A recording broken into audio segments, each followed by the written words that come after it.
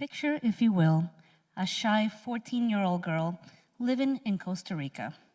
She has struggled with low self-esteem her entire life, not to mention all the insecurities that would plague any normal teenage girl and then some. But she has to put all of that aside and put on a brave face in order to survive this stressful rite of passage that we call a quinceañera. Now, if you don't know what a quinceañera is, let me enlighten you.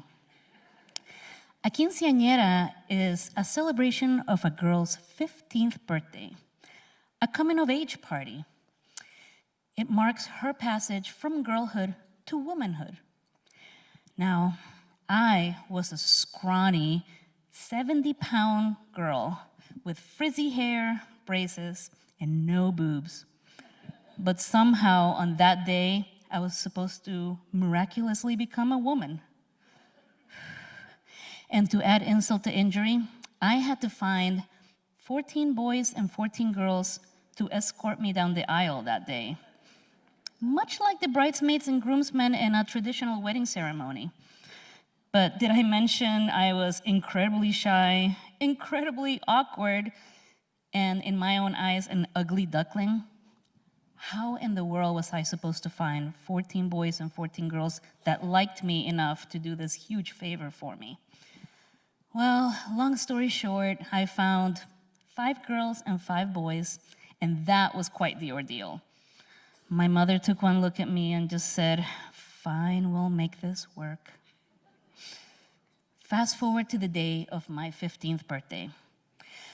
I went to a salon and got my hair all done up, got some light makeup put on my face. I wore a beautiful princess dress and a tiara.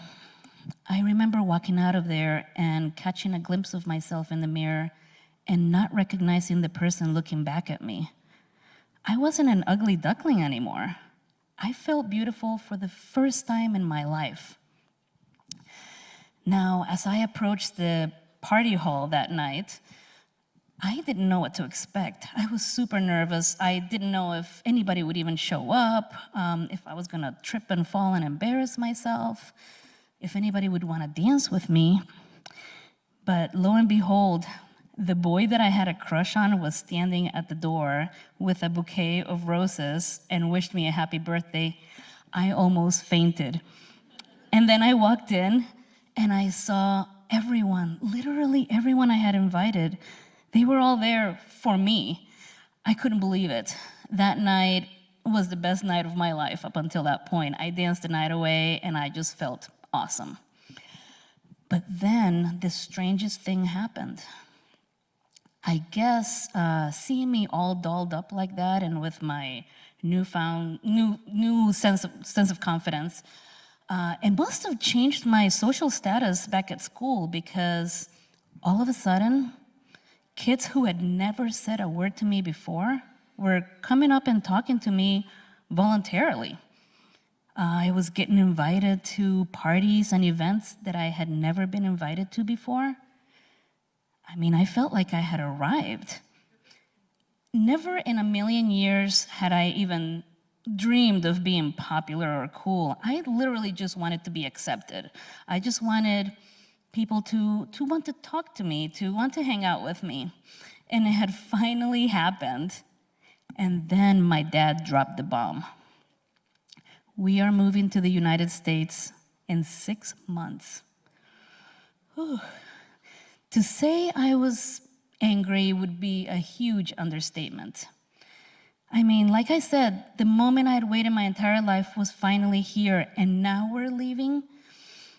I tried everything, pleading with my parents, bargaining with my parents, yelling at my parents, not speaking to my parents. Nothing worked. Literally 6 months after my 15th birthday, almost to the day, we were on a plane, headed to Florida, with the clothes on our back and a suitcase full of money, ready to start a new life in a brand new country with a new language, different people, different everything. My life was literally over, or so I thought. Now, my friends back in Costa Rica and I promised to keep in touch with each other, but that didn't really happen. I mean, this was 1986. There was no texting, no social media. Turns out snail mail between two different countries back in the 80s was very slow and very unreliable. So we probably exchanged a couple letters back and forth, and then it all just fizzled out. So I had to rely on making new friendships here in the US. Except there was one teensy tiny problem. I didn't speak a lick of English. Except for the few words that I had learned in a freshman English class back in Costa Rica. But before you say, oh, well, there it is, let me paint another picture for you. Imagine, if you will, if you had to move to Spain or any other Spanish-speaking country tomorrow with only your freshman Spanish class knowledge to guide you. Yeah, not fun, not easy. Now, my freshman English teacher back in Costa Rica, she was a cool bohemian chick who thought the best way to get a bunch of 15-year-old kids to learn a new language was through music. And by music, I mean the first semester we learned the lyrics to Faithfully by Journey. And the second semester, it was Hotel California by the Eagles. I mean, I thought it was cool at the time. What teenager wouldn't think that? But did it help me have conversational English with my new peers here in the US? Hell no. But hey, I could say, you can check out anytime you like, but you can never leave, in the cutest Costa Rican accent. But in all seriousness, when I got to the US, I was hugely unprepared. I was completely unaware of things like slang terms and racial slurs. I remember clearly coming home from school one afternoon and asking my dad, "What's a spick?" My little sister was only 11 years old when we moved to the States, so she had a much easier time with all of it, leaving her home country, coming here, making new friends, learning the language, becoming acclimated to a whole new culture. I, on the other hand, was angry, heartbroken, sad, and lost. Now, let me tell you a little backstory. My parents didn't make the decision to uproot their family lightly. This was a calculated decision they made for our safety and well-being. See, back in the 80s, Central America wasn't the beautiful and safe destination it is today. Nicaragua, which is the country directly to the north of Costa Rica, was going through a revolutionary war, and there was just terrible violence all through that area that was beginning to spill across the border south into our country. And I don't know if you guys know this, but Costa Rica has always been nicknamed the Switzerland of Central America because we have no army. We are a neutral country, a peaceful country.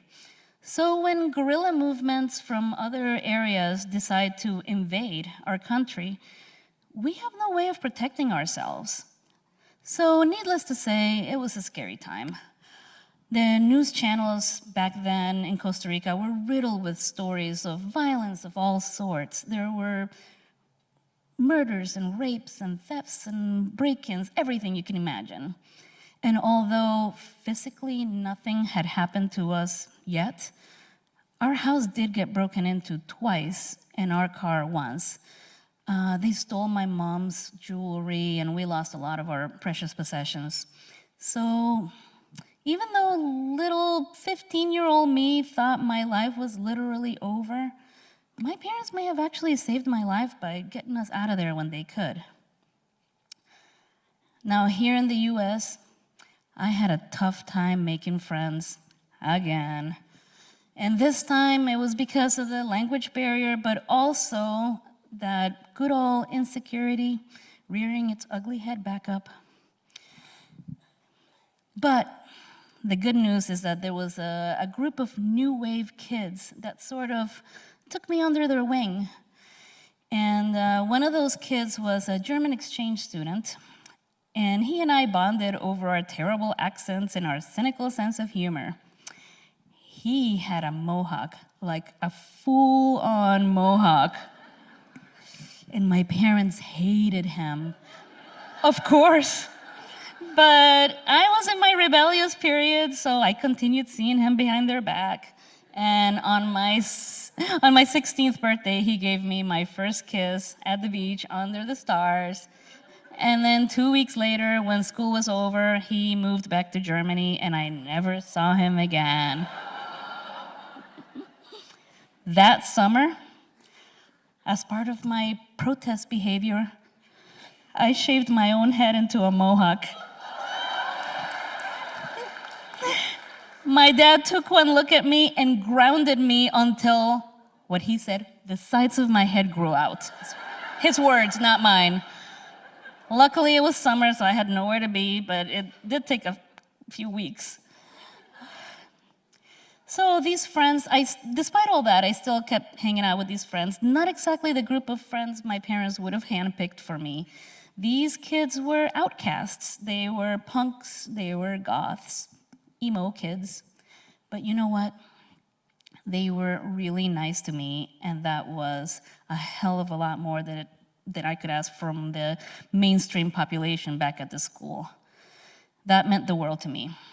And you know what? I still keep in touch with some of them, and I am fairly certain that my time spent with them back then helped forge the person that I am today.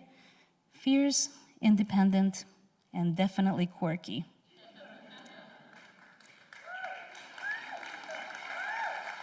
Thank you.